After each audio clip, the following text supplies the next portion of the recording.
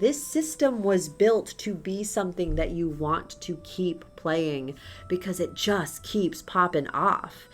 You're not fighting monsters that just get more health pools and monsters that just hit harder. You're fighting monsters that change the way the world works. It's like every creature in Daggerheart at a certain tier is an ancient dragon. Do you know what I mean? Oh my god, it's Travis Willingham. Say hi, Travis Willingham. Hi. There you go, guys. It was just in time.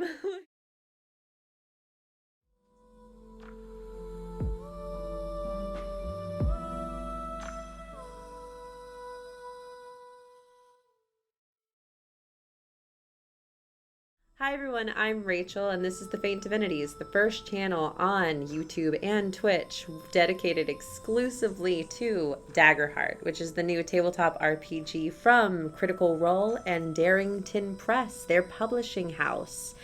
And today we are gathered for a very exciting reason, which is that Daggerheart launches today. It is officially May 20th, and my package did not come in. If any of you follow me on Instagram, then you know the saga that is.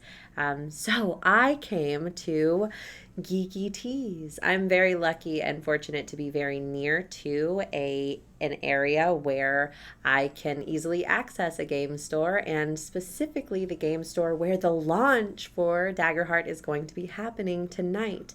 I'm going to be GMing at that launch as well. Hi, Gravebags! It's so good to see you. And I am very excited to be here because they had a very limited number of copies of the limited edition of Daggerheart, which you're seeing on screen now. Very briefly, I'm in the Fae room at Geeky Teas, which looks like a fairy house. It's beautiful. I'm excited to be here. But I'm going to go ahead and dive into the unboxing of this limited edition. Heads up, I've already opened it because I lack patience, and I needed to see that sweet Critical Role launch day live stream, so I went over to that. But I really just briefly touched stuff. So, all right, hi friends, hi. All right, great. So let's go ahead and see. So the first thing, I need you all to know, I could not physically lift this box with one hand if I tried. It's so freaking heavy. They have clearly put a lot of effort into this box. The amount of gold foil that's happening here, oh my God, it's stunning. It's beautiful, super heavy. Even the book is heavy, says Rabbit. It really is. And again, you can see that beautiful hope and fear art on the cover that everybody has seen. Heavy is good quality. I absolutely agree. Yes, it is. And it's magnetized, which we knew it was going to be. If we flip it open, the first thing that everybody sees every single time, right, is that it comes with a huge stack of character sheets, right? Just a massive amount of them for you. Now, I will say, for those of you who aren't used to Daggerheart, I would not recommend going through and immediately beginning to fill these out. The reason being that in Daggerheart, unlike other tabletop RPG, the character sheets are class specific, okay? Ooh, Rabbit has a regular version. Okay. So these are class specific. This, for example, is the Druid version. So you're not going to be able to just craft anything off of a character sheet. But it has a lot of other stuff in this pamphlet as well. I really think that this was a worthy buy. They have... Ooh, Demiplane, save the sheets for very important characters. The VIPs. I absolutely agree with you. But they have more than just the character sheets. They also had, and I see that a lot of people have talked about this, all the supplements. They have the character creation page, the sheet for character creation. They have the GM guide one sheet, the player guide one sheet, the details on armor, and also the sidecar. Ooh, very fun. Everybody loves a good sidecar. But I know that that's not why everybody's here. You can see these, right? I think the sweet part is really when we're getting into, and also guys, look, I love it. You guys heard me gush about this on For the Queen, but these little strings that allow you to lift your items out. And again, it's a struggle for me because it's heavy. But that is incredible. Especially I have like acrylics most of the time. I can't get these out without a string. So I love this string to pull out. And the first thing you get, the GM screen. Oh my god. And again, you have the foil everywhere. I love the gold foil that they were gonna do. Isn't it so pretty? It's a standard 3-prong. Look at it. I actually, in my brain, I wonder if it is magnetized. I don't think it is. It can't possibly be, but it folds so seamlessly. Like, it's not, I feel like with a lot of GM screens, if you hold it upside down, it just immediately collapses down. Do you know what I mean? This one you really have to work with. I also haven't seen a lot of people show. Are you sniffing your screen, Greyfax? I'll give it a sniff. Why not? It smells like nothing to me. I have smelled the book, however. The book smells great. I don't have great olfactory senses, just to be clear. I feel like not enough people, by the way, are showcasing the back art where you can see these big hands and this tiny little person in the center of them, the last little lingering hope in all of that fear. Oh my gosh, I'm really having a fun time with it, you guys. I'm very emotional. I'm not crying, but I could. Oh, and then on the other side, there's the hope one. See, again, it's like maybe a faint divinity with a lot of different arms. So beautiful. The circles below grabbing hold. The hallows above, the circles below. There's so much happening, Greyfax. Yes. Now, I have watched a lot of unboxings. As you guys know, I had really planned on doing an unboxing earlier, but it just didn't work out for me because my shipment got delayed, as I said. I was on, however, my friend's plural channel, Roleplay Grab Bag. So if you want to slide over there, you can see me opening the standard edition. Kevin's actually right here next to me. Like, he's waving, but his arm isn't coming all the way over.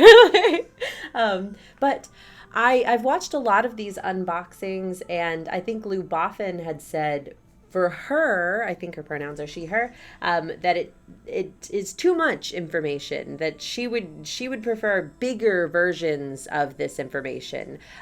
Strongly disagree. I mean, all respect to that take, and everybody has their own, but I like lots of information on my GM screens. I'm gonna do it with Post-its anyway, you know what I mean? So like for me, this is great. And I know that they took a lot of feedback about what would be coming over from the open and later the closed betas. But I think it's fantastic. Right there off the bat, one thing that I think will be useful for most GMs, especially coming over from a different system, are the character trait details, because again, these are not identical to D&D 5th edition, right? I called it intelligence the other day, but it's knowledge. You also have the battle guide. Enter the Pocket Dimension, our friend AK and her group, they actually did a lot of talking about this section, but that battle guide is going to be your best friend as a GM in terms of improvising combats or just knowing how to create combats in general.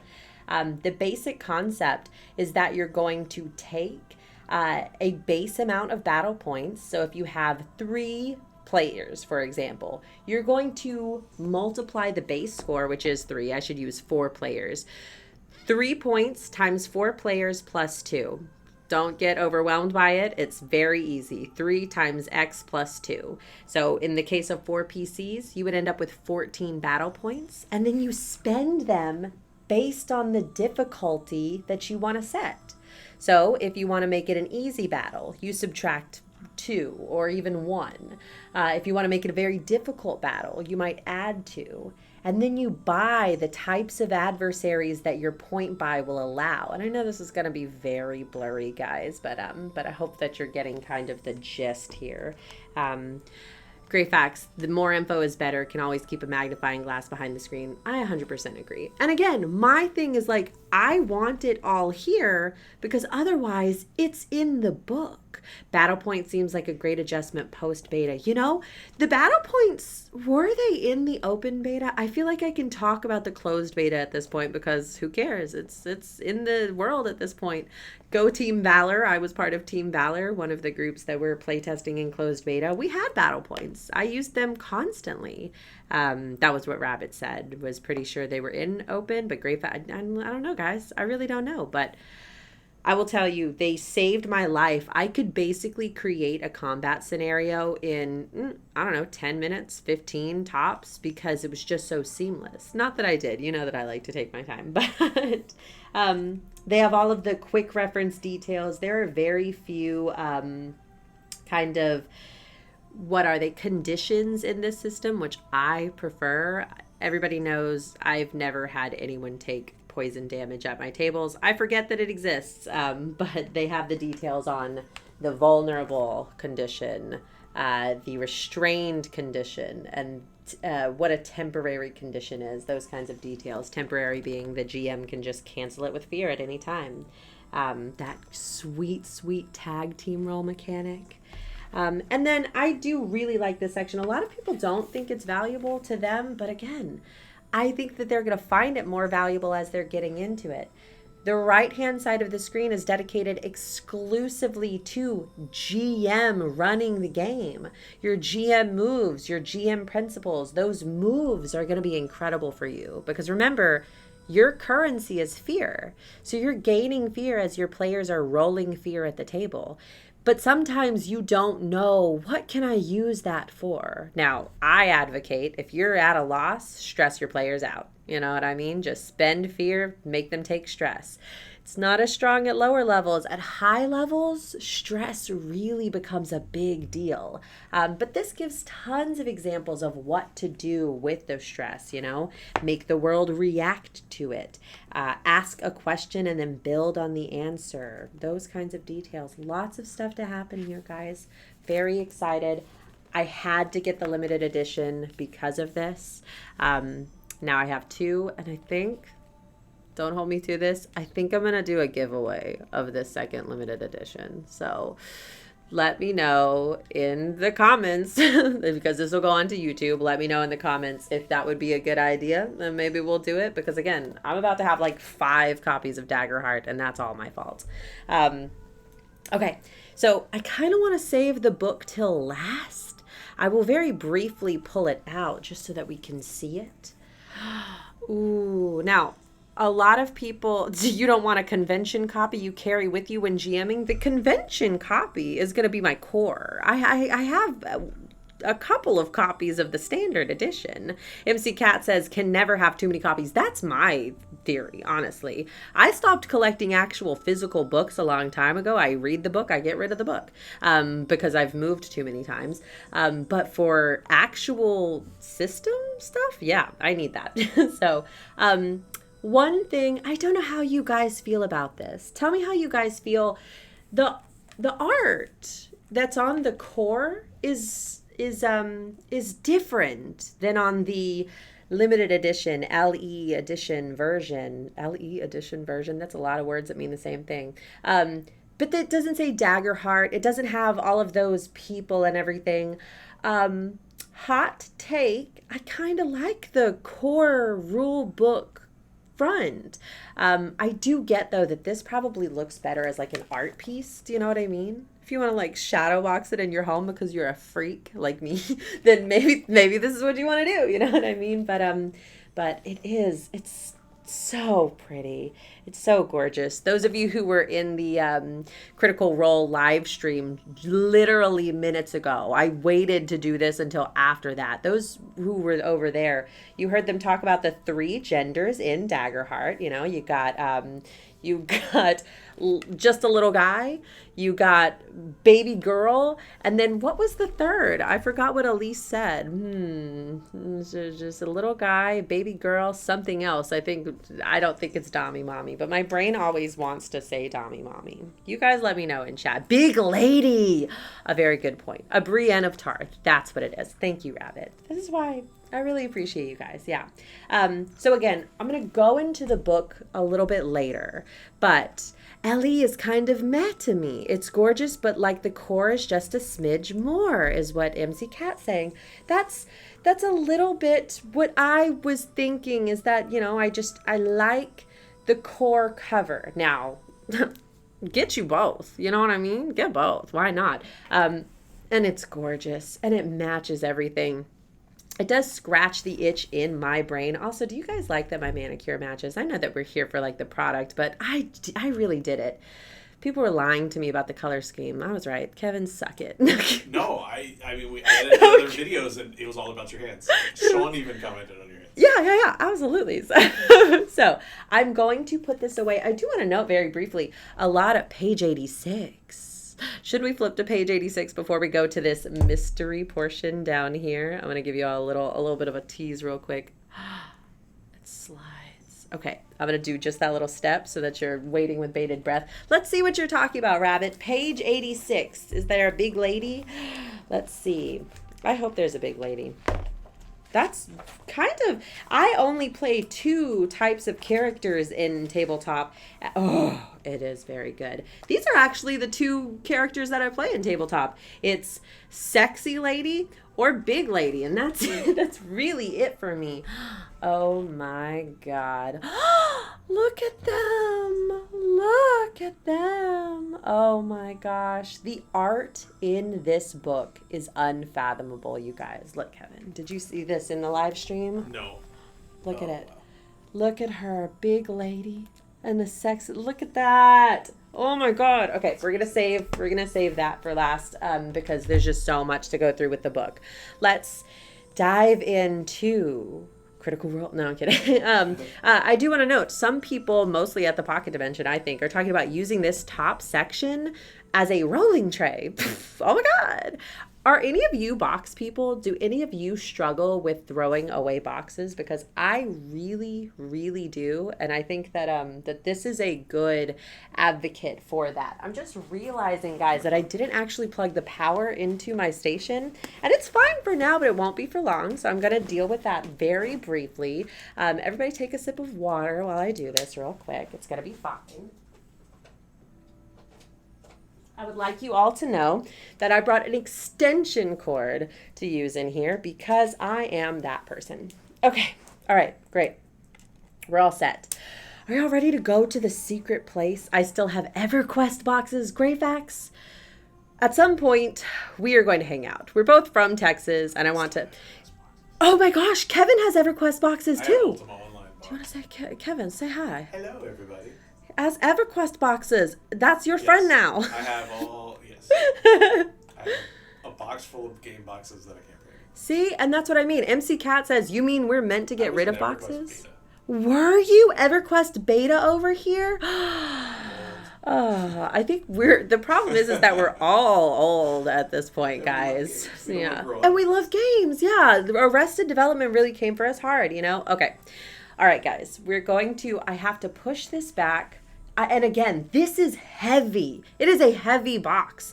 But I'm going to pull the secret compartment out.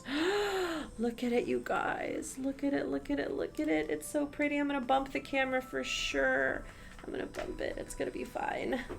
Ugh, that's not the smoothest unboxing. I've never done an unboxing, you guys, before. Am I doing okay? Look at me, Mom. Secret box. EQ was my first ever MMO. EC server. I don't know what that means. Okay. However, guys, more magnetized stuff. Okay. So I will move this secondary box very briefly so that we can take a look at the second box. There's so many boxes. And again, guys, look, another magnetic clasp, and look at all the shinies. Okay. Oh, I ruined it. It's fine. Don't worry. Here it goes. We're going to try it again.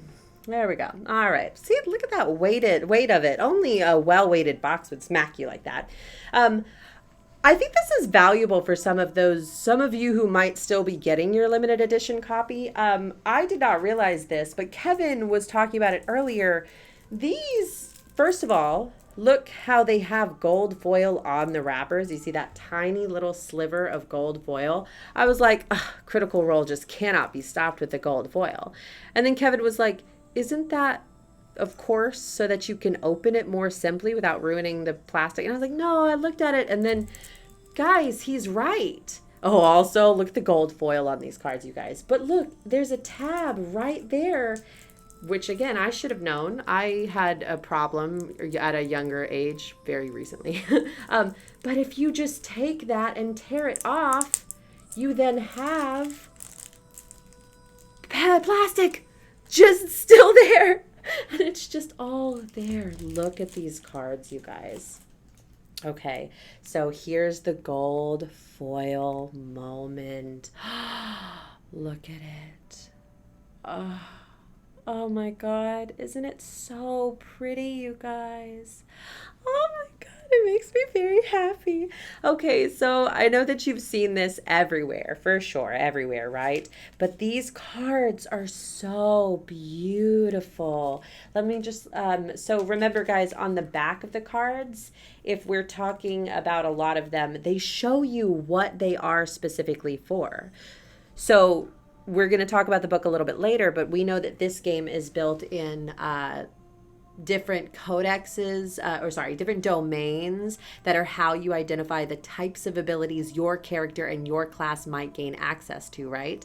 Well, in that, they each have an emblem. So this, I know from the back of it, without even flipping it over, that it's a codex spell. I wonder if it's a grimoire. I bet it's high level. Level 3.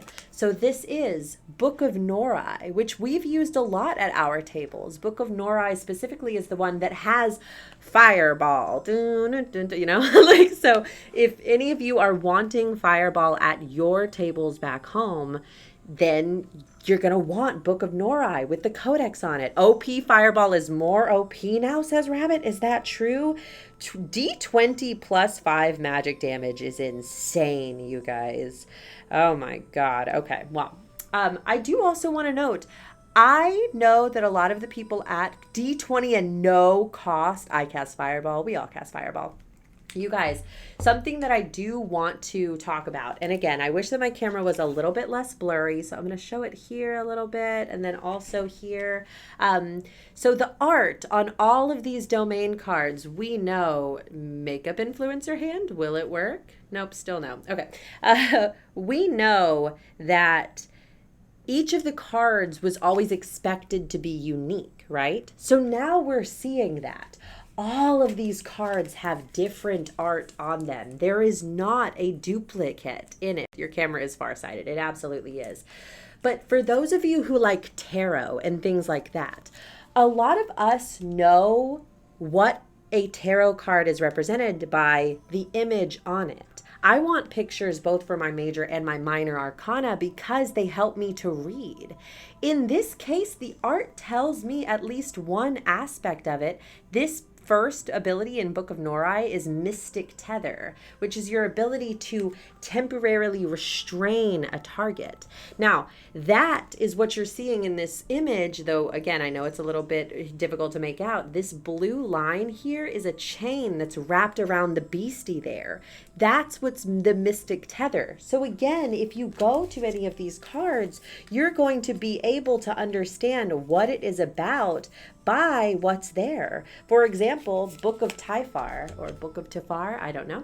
But that's a level 1 grimoire in the Codex domain as well. And it's showcasing Magic Hand. Does that look familiar to anybody? I won't say Bigsby's. Oops. You know. But anyway, so there's tons of stuff on there. All of it is so, I love it when something tells you about what it is based exclusively on what you are visually seeing. Before you even read the words, you know what's happening there. So we have Codex. Let's see, what else do we have? I think that this is, I would assume, Blade Domain. So one of your more physical domain cards. Hi, Lysandra. Welcome back. It's so good to see you. Oh my gosh. Are you excited for Daggerheart Day? We're having a great day over here. Scanlan's hand. That's right, MC Cat. Absolutely. It's Scanlan's hand, and I will hear no different. Thank you so much. So again, Blade Domain, a lot of your physical cards, right? So if we flip that over, I know that it's going to be something in the Blade Domain type. There we go. We have Splintering Strike. Ooh, oh my God. Oh my God. There are just body parts on this. The Splintering Strike has worked so effectively that you can see a flying foot. There's a flying foot, a flying hand. It's just taken all of I'm showing Kevin. It's just taking all of the different parts.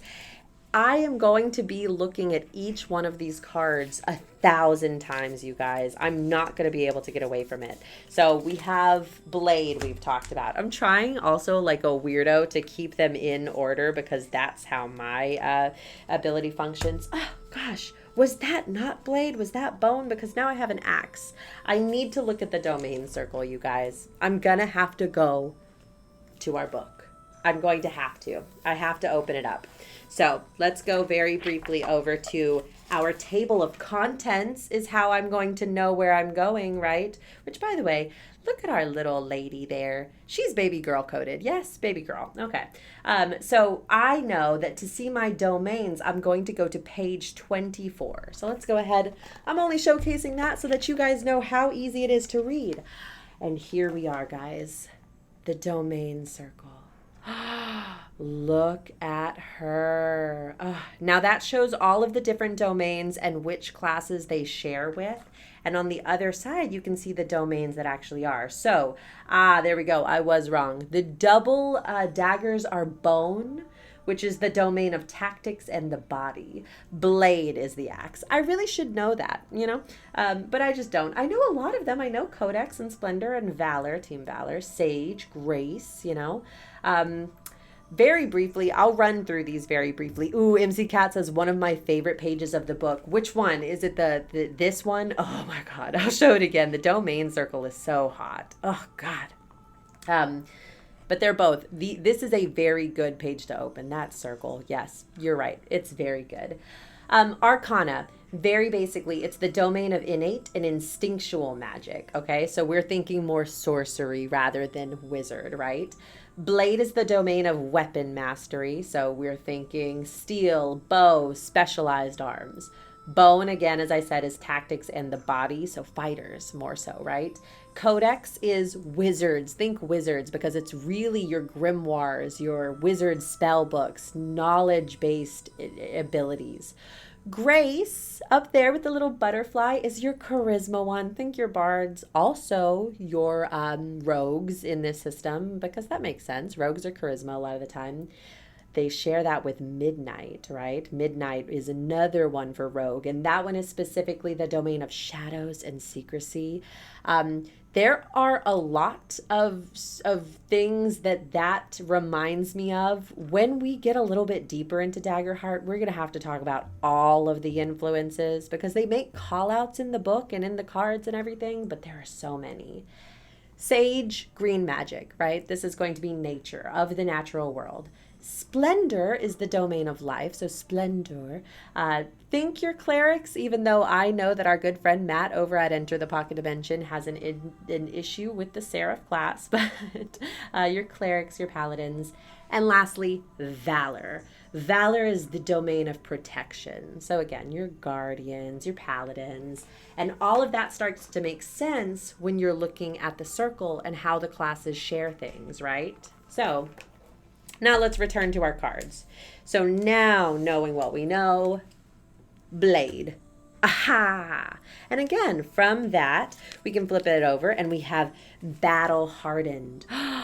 Look at her. Once per long rest, when you would make a death move, you can spend a hope to clear a hit point instead. Ooh, very good. Honestly, D&D 5e reminiscent of like a half-orc, right? Instead of going down, you immediately get to bounce back up. That's going to be a tanky card.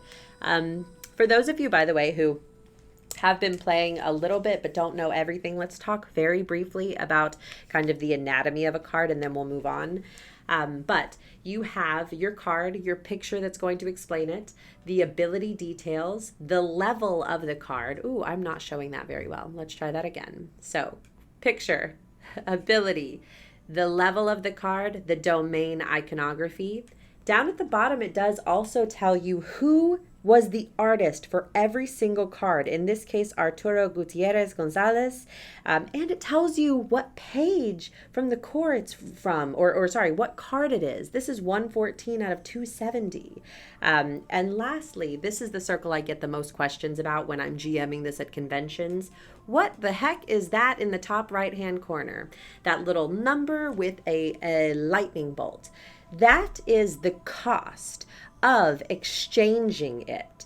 So unlike D&D, you might have an ability that you put in your hand and don't have there available to you at all times. If you want to switch that out while you're playing, you can grab it and move it from your, I'm forgetting the term for it, but you have your hand and you have your waste pile, I guess is what I'm going to call it for now. Somebody will correct me in the comments.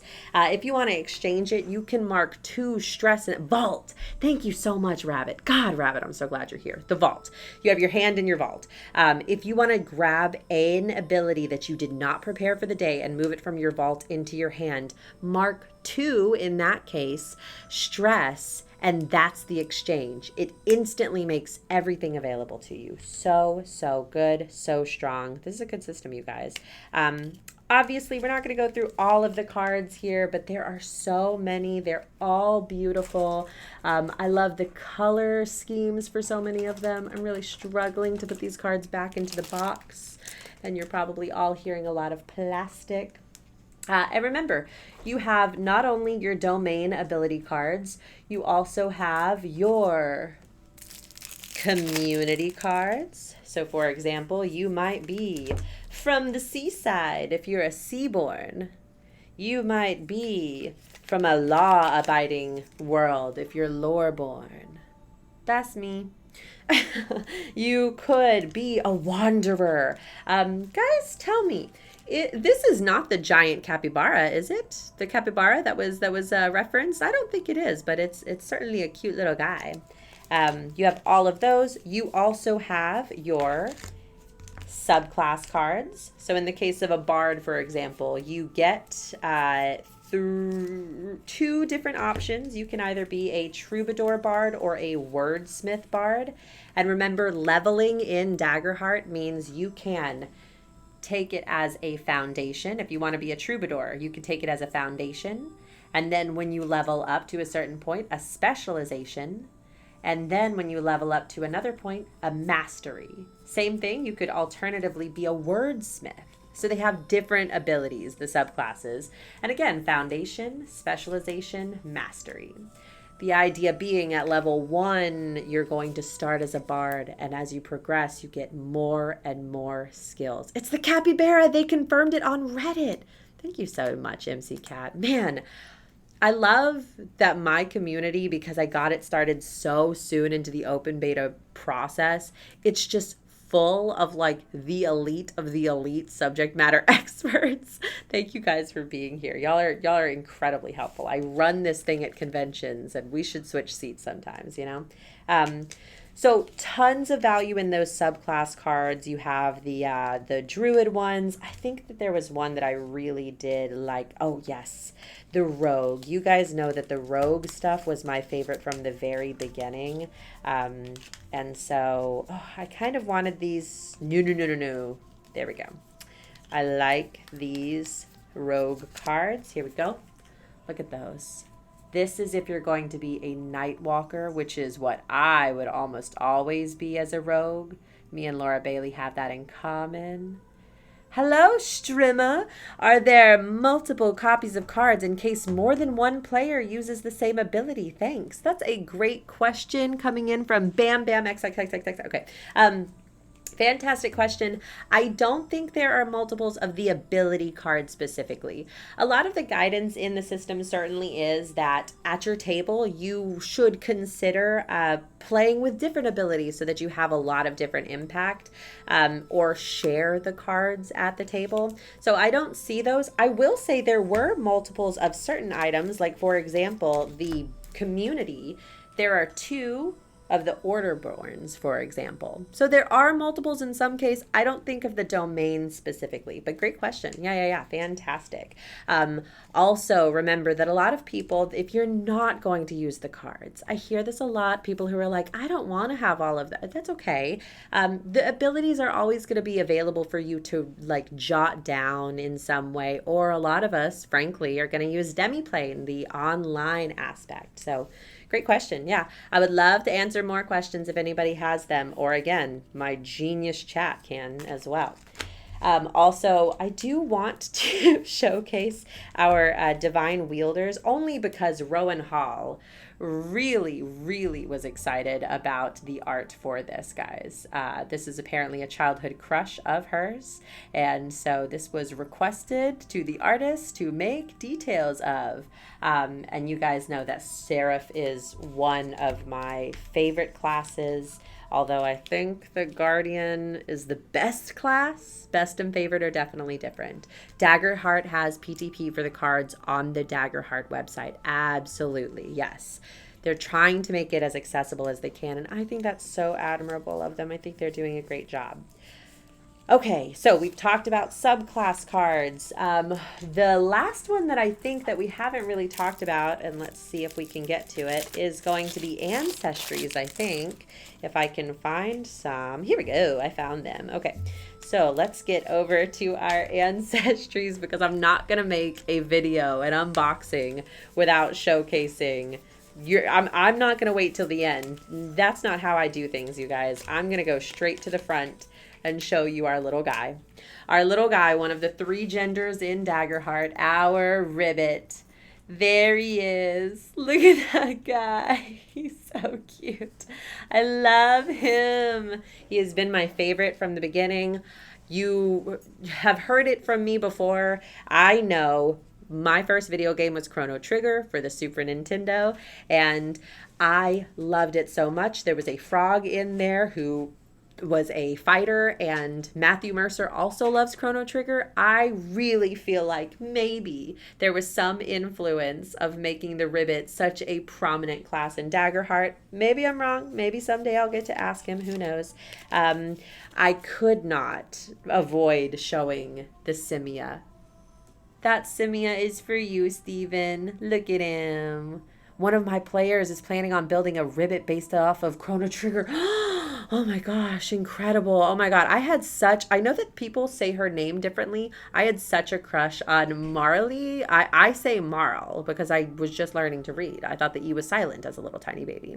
There you go, Steven, your little Simia card. If I can ever get that signed by the devs, I absolutely will. Maybe tonight. I know I'm going to see some of them. Other ones of note, again, you guys know I always have to showcase Shadowheart because that's just who she is. That's the elf. That's the elf ancestry, you know. Look at her. She looks great. She's really doing it. The fun grill. I still love that was just I would say a diverse body type. This came up in the Critical Role stream where they were saying specifically, we really wanted to showcase a diverse group of body types, ages, to have lots of different kinds of people. And I think the fun grill is so kind of clear on that. But yeah, lots of people. If you, by the way, people will hear me talk about this a lot. I love the details for all of the ancestries that are included in the lore. Like giants, for example, have a different set of eyes. Each one of them has a different set of eyes. They are born with none and then they grow them throughout their lives. I think that is incredibly fun. And then I do want to show, I think, the Unfairness. And I want to show this specifically because you will have heard me say this on Roleplay Grab Bag as well. But the Unfairness This card, this Ancestry, went through several rounds of name change throughout the open beta and closed beta and release. It started as Daemon, Daemon, and then it was in Ferris, I believe, without the N, and now it is in Fairness. So very fun, very interesting. I think that gets us through all of the different cards. You know, the back is that same art that we've seen. That gold foil is just, God. I'm like moving it just back and forth and enjoying my time. But beautiful, beautiful cards. I'm so pleased that I got this, the limited edition. It's, sometimes things aren't worth it, you know, but I think in this case really are. Okay, so we've looked at cards. Oh, Rowan and Spencer just arrived. Hey, bring them back. Like, so who knows? We might see them. I don't know. Rowan and Spencer are here, though. I do also want to show you guys the tokens, the little tiny tokens. So here we go, guys. I don't want to pour all of them out, but I'm gonna for the stream, okay? Look at that. Look at how beautiful it is, you guys. Oh my gosh. Lou Boffin said that it felt like being a dragon hoarding their little gems. And again, guys, you're like, what would I use these for? Who cares about these? This game is meant to have a tactile element. It's really pulling from board, card, and tabletop here, right? So in this case, first of all, you're going to need something for your fear. So you absolutely could, as the GM, collect these when your players are rolling with fear and then return them. Alternatively, Rowan made the point that when you're rolling dice, if you have a +2, for example, you might just grab 2 and then add those to your die roll so that you're not having to do math. I think this game has a lot of fun ways to do things, and also I love shinies, so you guys know that I was very excited about all of this. I will say, Darrington Press, if you're watching this, and I know you're not, but if you're watching this, there was a very specific purple one that you guys had that we run at conventions, and it's not represented in here. It is a very light, like lavendery purple. Give me my lavender crystals. I thought I was going to have them. I'm very upset about it, you guys. But it's okay. The black ones are incredible. Rabbit says you use the ones for HP, and I like that. Don't say that. They mentioned you on their live. They did, you guys. Go over to my channel because, yeah, they have certainly seen me before. I really hope that I can get them. I'm going to text Kevin and say, ask if they will come back. Ask them if they have 5 minutes to say hi. Okay, I'm going to see if I'll see if we can get Rowan and Spencer. Who knows? You know, please nobody get your hopes up like I'm getting my hopes up, but it would be really fantastic. So, speaking of the dice that you're going to be rolling, right?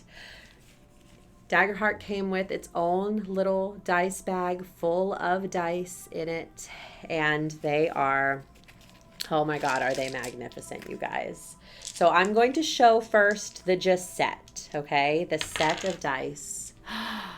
Oh, look at these. Look at how pretty they are. They catch the light. Oh my gosh. Okay, and this is a standard set. You have your D20, which remember, guys, a D20 is not absent from Daggerheart. It's still the GM's die. So the GM is still rolling a D20 almost all the time. But also, it's still something that is going to happen for some of your rolls at table. It's also a big guy. This is a big, hefty D20. Look at the way it glows. Oh my God. But these are the set. It has the standard array, I think all of them. But these are the ones that I want to talk about so much, okay? The D12s, okay? I'm going to show them on this cam too. The D12s. Guys, I don't know how easy it is to make out at home, but these are not your standard shape, okay? I'm picking up a standard D12 here, okay? See, that's the standard, great. And then on this side, it's a D12, but instead of having those what are they? Hexagon? What's a 5-sided pentagon? Instead of having pentagonal sides, pentagonal sides, you have diamond shaped sides. It's incredible. I love it. I've never seen them shaped like this before. And I think Lou Boffin again was saying that she found it to be strange that they chose black and white for the hope and the fear, since so prominently it's been purple and gold, or purple and yellow, or whatever. I just think that calling this black is really not going into detail about what's happening in this die, because they have cores, and the core in it, oh God, I wish it would catch the light just a little bit more, because the color in it is there. You see that glimmer? The color inside is purple. The color inside is blue. Oh my God, it's so gorgeous. And the white one, similarly, it has all of this little glitter and stuff in it. It's just so pretty. But yeah, so these are what you're going to roll. Let's see what I can roll here, guys. This is my first official roll with these dice. Oh. White is my hope, or black is my hope? White is my hope. What did we get? A 10 on the hope die, a 4 on the fear, 14 with hope. Not bad, not bad. Okay, you guys. All right, so fantastic. That is the extent of all of the supplemental items, you guys. That's it. That's everything. Whoop, dropping everything. So sorry for your ears. Okay, so I'm going to go ahead and get this back tucked away. Say goodbye to the cards. Say goodbye to everything there, because we're going to take a little bit more of a look now at the rule book. But isn't it, this alone is such an impressive little grouping of items. I really think they've killed it. I'm so excited to have this. Okay, now let's go over to the moment I think we've all been waiting for. Didn't one Darrington Press crew say they found the shape by doing a deep dive during COVID of die shapes? I think so. I think someone did say that, and I can't remember who it was. But I think you're right. Absolutely. Oh, incredible. Incredible. So here's our book, you guys. It's finally here, bestie. Now, Duck, listen. It's not really. No, oh my God. Thank you for subscribing, Duck. Oh my God. You're so sweet. I had to come to my game store to get it. So struggles all of the time, but still it's here and I'm so happy. Guys, look at this book. Again, I've shown the spine before, but look at it. Isn't it pretty? And again, I did like the core iteration, but it's such a good book. This is where you're going to collect all of those signatures from your faves. You know what I mean? That's where it's going to go, and in one of those silver or white markers. And then I'm opening up to the Daggerheart Core rulebook. The contents that we've looked at, I do want to note something as we're looking into this, okay? The contents here, it's not just that, sorry, I'm trying to fix the light to make it a little bit brighter over there. It's not just that the contents are here on this page, which is fantastic. We love that, right? We could see that it has an introduction section. It has chapter 1 for preparing for the adventure, chapter 2 for playing an adventure. Chapter 3 is more of the GM area for running it. Something I love about Daggerheart, it has just the one book instead of 2. Chapter 4 for adversaries and environments. Chapter 5 has the campaign frame, so it's right there at the end of the book, and then an appendix at the very tail end. But something I want to note, each of these marks is a color. You can't see them very well on my screen specifically, but introduction is yellow. Chapter 1, I think, is green. The chapter 5 is a blue color. If you go to the side, they're index marked in colors on the side of it as well. Okay, so you actually have all of those different details to flip to, so that if you want to go to chapter 5, you could just find the beginning of that color section, and look, we're right there in the campaign frames. We've started chapter 5 for our campaign frames. I should have brought my Player's Handbook for Dungeons and Dragons 5th edition, or my GM handbook for that, because truly that's something that I did anyway, but I did it with my own little Post-its and stuff, and everybody thought I was ruining. Thank you for following Grackle Gaming. I love that name. Grackle is one of my favorite birds. Incredible. The book has built-in bookmarks, says Duckbird. Duckberg. Absolutely it does. And it's incredible, you guys. So let's look at some of the book, shall we? Chapter 1. And again, guys, I know that maybe you don't just want to look at the art like me all day, but that's all I want to do. Look at it, so beautiful everywhere. Oh my gosh. He falls into, by the way, the gender category of just a little guy. He's just a little guy. He's just so cute. I love him so much. So I do want to showcase, we've already talked about the domains and everything, but let's look at the class options. It has all the classes plus the subclasses kind of identified by those same cards that you saw in them earlier, right? MC Cat says, when I first got my book, I just went page by page looking at the artwork. That is what I'm going to do today. I couldn't do it before today, and now I have to run a game in like 3 hours. So I don't even have time. Oh, release day. Anyway, okay, sorry, moving on. By the way, if anybody wants to see a specific page, a specific section, just let me know in chat. I know that you have seen a ton of unboxings already, so this is for you. If you want to see something, if you want to talk about something, let me know. No ask too small, you know what I mean? I do think it's valuable to showcase that they have an example character sheet. They have a whole section about how to build a character and everything. So that's in the book, which is fantastic. The layout is incredible. And then I do want to showcase some of the classes. So if you look, these are beautiful. Are they not? I can't wait to see these represented in our homebrew by the templates that everybody's going to set up. Marlo makes another appearance. Wait, where? Where is Marlo? Oh, Marlo Fairwind, everyone. In our home campaign, she's a sorceress, buddy of Honora's, but she's kind of always one of the adventurers in the standard games. But yeah, we have the sample character sheet. Oh, that makes sense. That makes sense.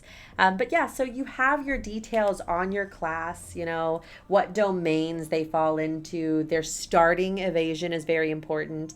How many hit points they start with. Class items, your Bard's Hope feature, for example. Every class has its own. Remember that. And your actual class feature. So in this case, Rally. Honora is just having the best time at home. Thank you so much for that. Okay, so again, so many classes to see. I love that our lizard, what is he, gecko? I don't know, but he's there on our sorcerer's page. So it's very hard. Maybe I should tilt the camera just slightly up. Let's do this. Okay, there we go. Okay, our sorcerer page. All right. Ancestries. One of my favorite things about the Ancestry pages is the pencil art that they never took out, you guys. This was in the manuscript for open beta, and a lot of us thought it was going to all be removed. Which I'm so glad that it wasn't. Can I showcase the fairies? When people talk about these fairies, like, truly look at all of the different art that you have. They added it for the weapons and armor too, says MC Cat. Absolutely they did. They have all of the sketch work. And it's just, it reminds me so much of Daggerheart. Feels like coming home to me of the things that I loved when I was a kid. Of like, I liked to pretend that I could draw well. I could draw just fine. And so I would buy those sketchbooks and stuff where you learned to draw with like shapes and stuff. God, seeing the behind the scenes of so many of these details, it really, this is a book to peruse. This is a bestiary, you know? We have to look at the rivets. Come on, are you kidding me? We gotta look at those rivets. Chrono Trigger, he's right there. If you can draw a parrot or a pirate, that's me. Yes, I had that book. Yeah, look at these guys. Look at those little guys. Oh, I really want to find the Fungrills, but I don't know where they are. Tieflings looking hot. Kataris can either be Khajiit or Catboys. Where is the Tiefling?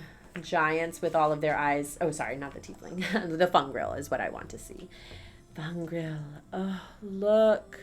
Look at that. Again, I'll give the same detail I gave my players about the fungrills, which is that their caps continue to grow into adulthood. So instead of haircuts, they get cap trims. Gross. Mm-hmm. Don't like it. Oh, look at that guy. Oh, God, he's so good. In my home game, by the way, guys, anybody who watches, that's the inspiration for the chieftain. I'm not sure if that became clear to you guys, but that... It was him. Okay, great. So disturbing. Do not want to cut off my head parts, but you should. Oh no, I've ruined the camera. Oh, let's fix that again. There we go. Sorry, guys. This is a first for me. I'm just trying my best over here. Okay, so let's move on. You know, there's going to be so much time to look at the book as we go on, but I did want to show some of the weapon table information because that was so much discussed. Ipsy Cat says you're doing excellent. Thank you very much. I appreciate it. I'm trying so hard. I had to get a whole different setup going. So remember that your weapon tables, they're so good. They have all of the details. The details, oh wait, we're on a different page. Okay, so these are the secondary weapons. So for example, your short swords or at tier 2, they're separated by tier 1, the lowest, and then tier 2, levels 2 through 4. Moving into tier 3, levels 5 through 7, and tier 4 is levels 8 through 10. And they have all of the different details in here. But for any of my weapon girlies, weapon boysies, weapon theysies, themsies, just be aware that some of the campaign frames I have already seen have details in them with unique stuff too. Thanks for following Dream of Endless. I appreciate it. But yeah, so we have all of that. The loot section, this is some art that actually came up during the stream that Critical Role did right there. Very good. They said that the hairs on the arm are catching light, and it's freaking true. What's happening? Oh my God, the way that they cared about this stuff, you guys. God, Hasbro could never. All right, so let's talk about the loot. There's so much good stuff in that section. The consumables are fine, but the actual loot is incredible. Everyone, I need everybody to give a shit about the Belt of Unity. I think it is the very last item. Oh, there's so much more.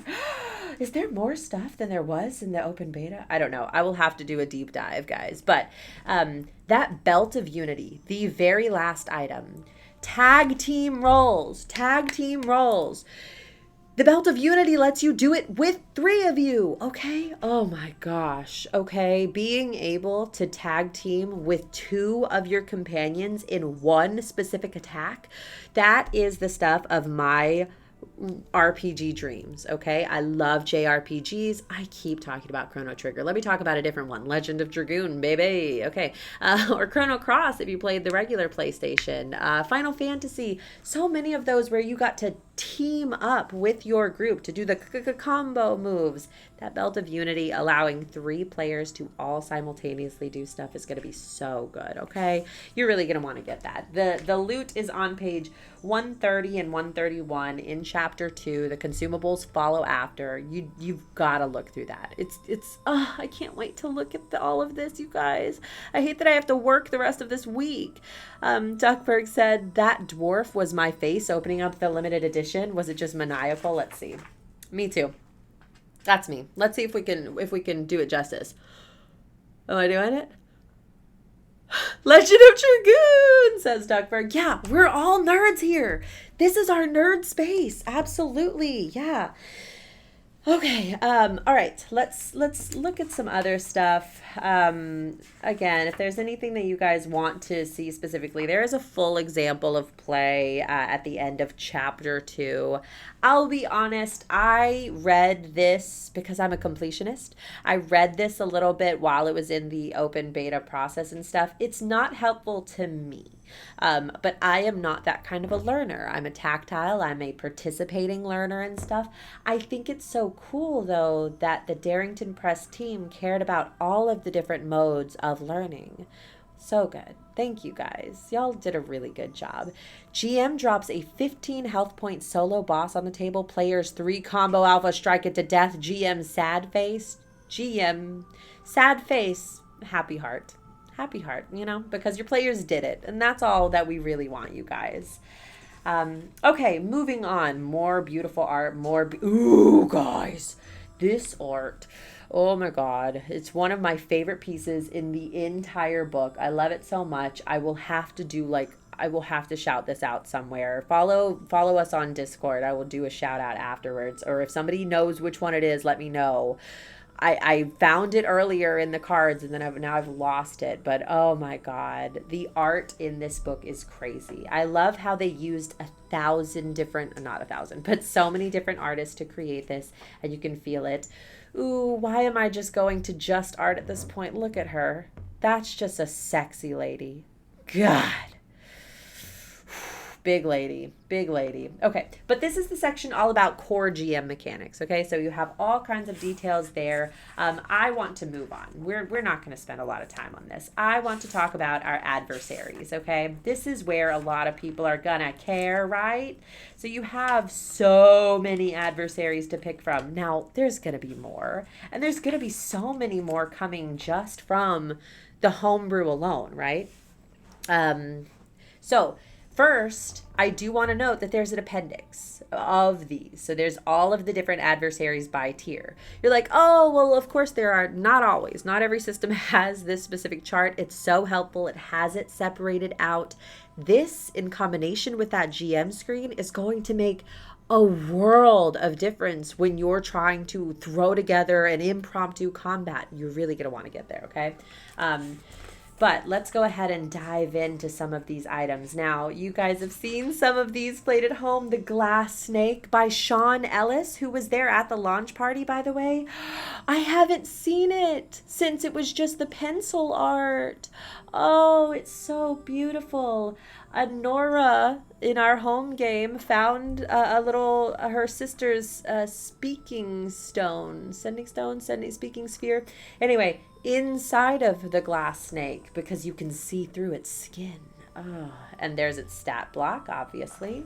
Were you guys all following in the early days when we very first saw some of these tier 1 items, like the, what was it? I can't remember, the flicker fly. I don't know if it was tier 1. I want to talk a little bit about some of my favorite stuff, though, because the adversaries, I think, for those of you who love a good bestiary, this is where stuff gets so good. I want to introduce you to the battle box. Okay? Throw that at your players. Throw that at your players now. This is if you are like, I would play Daggerheart, but there's just not a beholder. I would like you to take a look at the battle box, okay? This is one of those creatures that has randomized tactics where it has different capabilities. If you roll a d6. Is it sounding similar? It should. You roll a d6 on a 2. You're going to have fire jets come out from the box. If you roll a 6, it makes a psionic whine that damages them and I think makes them maybe vulnerable. Anyway, that is your beholder. In this system, it's maybe it's not quite a beholder because it's not that difficult. It's only tier 2, but it functions similarly. Rabbit.com says soft of rope will become a secret password in a year. That's a joke, guys, for 50 feet of rope. In the open beta process, the 5 and the 0, the font that they were using just made it look like an SO, so it looked like soft of rope instead of 50 feet of rope. That's going to be the inside joke that you're going to care about, guys. I love all... Oh, there's the flicker fly? Oh, that's the juvenile flicker fly. No, I don't care about the juvenile flicker fly. No, thank you. There he is. The flicker fly, the adult flicker fly. Look at that guy. Duckberg says, I used the battle box during the NDA testing. Me too. Absolutely, I did. I also used a lot of these guys, which I'm going to guess you did too. These are the demons. We have the Demon of Despair. Look at that Cthulhu nightmare creature. So good. We have the Demon of Hubris, the Demon of Wrath. One of these, which one was it? Was the Demon of Hubris? One of them had to do with money. And you had to give it, Demon of Avarice. The Demon of Avarice there was incredible. It reminded me of Baldur's Gate 3, where you come across the toll collector and you have to fight them. And if you have a lot of money on your person, it hits you harder. You had to like give them money. Demon of Avarice is a similar one where the money mattered. It could spend 3 handfuls of gold to spotlight its friends. So you make a rich guy and it helps out. MC Cat says, I need these minis. Me too. God, me too. I don't have endless amounts of money, though. Maybe someone sponsors me. Darrington Press. You want to sponsor someone? Let's go. All right, guys. The environments are an incredible piece that is built into this system. The environments specifically are just a very quick way to make your combats at home more diverse, more functional. Do you know what I mean? You're going to be able to throw not just an adversary, but an environment at them to make the combat feel unique. So for example, and you have social ones as well, by the way, like a bustling marketplace or an outpost town. But you also have things like cult ritual. I used this in our first section of the campaign at the very tail end, when they were just leveling up to have these cultists effectively trying to summon a god that was not yet corporealized in the world. This cult ritual first starts with desecrated ground, so it's a passive. You reduce the player's hope die to a D10 while they're in this environment. Guys, that... I have to put the book down just briefly to talk about that mechanic. Froggy Cult. Rabbit knows. Froggy Cult. That's what's happening in the Blue Marshes in my home game. Go subscribe to the Faint Divinities on YouTube. And you can watch all of that. You can watch it without subscribing. But Daggerheart pops off in all of its manipulatives. All of its little tactile things that can be... Not tactile. These things that can be moved and shifted. For example, your hope die is a 12, but maybe you're in a hopeful place and all of a sudden there's a feature that makes it a D20. Or you're in a bad place and it makes your fear die a D20. Those kinds of things make the table feel so real and alive and engaging. This system was built to be something that you want to keep playing because it just keeps popping off. You're not fighting monsters that just get more health pools and monsters that just hit harder. You're fighting monsters that change the way the world works. It's like every creature in Daggerheart at a certain tier is an ancient dragon. Do you know what I mean? Oh my God, it's Travis Willingham. Say hi, Travis Willingham. Hi. There you go, guys. It was just in time. I don't know who was in here, but where were you when Travis walked past the doors? Yeah, I'm going to cut stream soon because I need to go say hi to people before this all starts. But yep, Travis Willingham just popped by the stream. So, all right, let's talk a little bit more about the book before we really close out, guys. Yeah, first time chat, Grackle Gaming said, yeah, you want to stick around here, Grackle. Chuck Berg said, holy shit, it's Travis. I told you guys, stick around the channel. I think there's going to be more of them tonight. All right, the last section of the book before I need to get out of here and go see who else I can photobomb are our beautiful, beautiful campaign frames, guys. We have, oh my God, Chapter 5, all the campaign frames. I'm not going to go into detail on all of these because they are truly the portion of the book that you have to dive into and read. But they change the freaking world, okay? They have they are the way that you're going to take your game and play the standard version first, right? Play the standard version first. But they're going to be the way that you take your game and you make it your own. The Witherwild is going to have touchstones of like Princess Mononoke. When an invading nation attacks an ancient forest deity, a virulent overgrowth spreads throughout the land.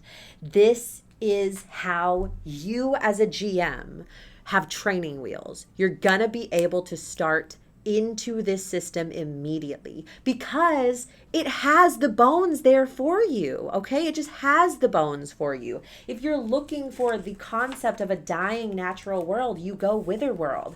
If you want to play Game of Thrones, go Five Banners Burning. Do you know what I mean? You're going to have factions built into it. You have the Armada faction.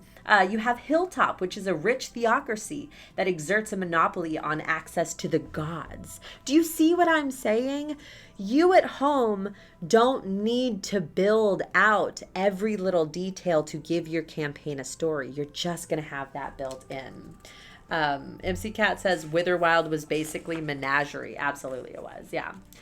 Beast Feast, we all know. This is Spencer Stark's favorite. His Delicious in Dungeon. And I think I'm going to close us out by showing Age of Umbra. Because that's what's coming, guys. Age of Umbra is what's coming, right? This is, I think, going to be the stepping stone, the launching point for Daggerheart. This was specifically designed by Matthew Mercer. It calls out no one else. The other ones have other call outs, Spencer Stark, Rowan Hall. This is Matthew Mercer's. It's his Dark Souls version. Its touchstones have Dark Souls, Kingdom Death Monster, Berserk, The Seventh Seal, Blasphemous. It is an incredible version where your short rests are basically those campfires in the game. You have save points. Death matters. It's going to tell you so much to play with. I think you're going to have a great time. Some of the people of Geeky Teas are here. I'm gonna go find all of them very soon, you guys. I have to run. It's getting busier. It's almost 4. But yeah, guys, it's an incredible book. So if I have to give this system, give the items that we got today, if I have to give this a rating, it's gonna be high. But you knew to expect that coming in. You knew that I was not gonna be the channel that was gonna say, oh, I think they could have done better on a lot. I think that they did so well. I think they did an incredible job. I'm so happy that we got to be here when it happened. And I can't wait to play this game with you. I gotta go because I gotta start getting ready to GM Daggerheart here at Geeky Teas tonight. But I hope that you have an awesome night. Thank you for coming. Thank you for seeing Travis. Roll with hope. I love you. And goodbye. Goodbye, you guys. Bye. Bye.